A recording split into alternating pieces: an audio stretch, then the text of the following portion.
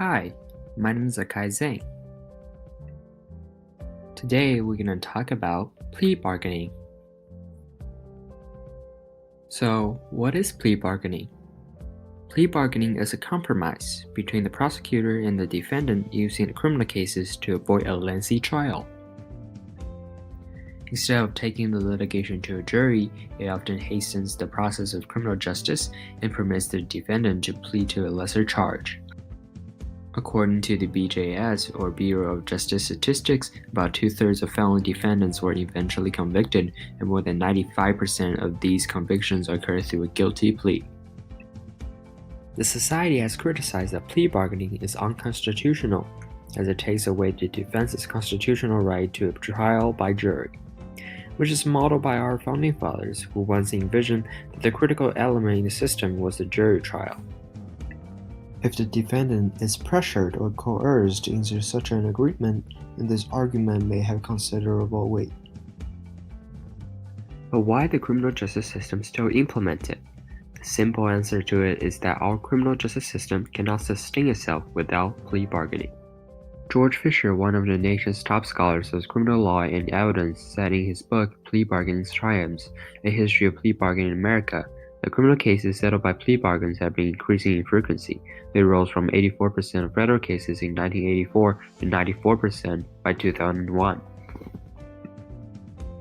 According to the FBI's Uniform Crime Reporting Program, more than 10 million people were arrested last year.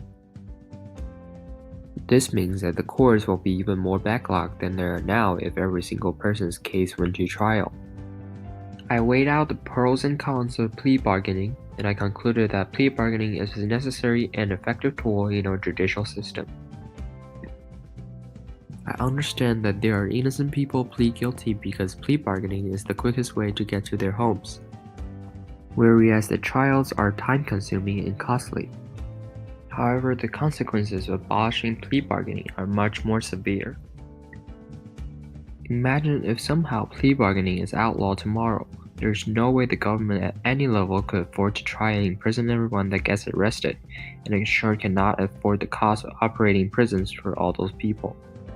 Without our larger budget, prosecutors will have to make some hard choices about who to prosecute and who to let walk.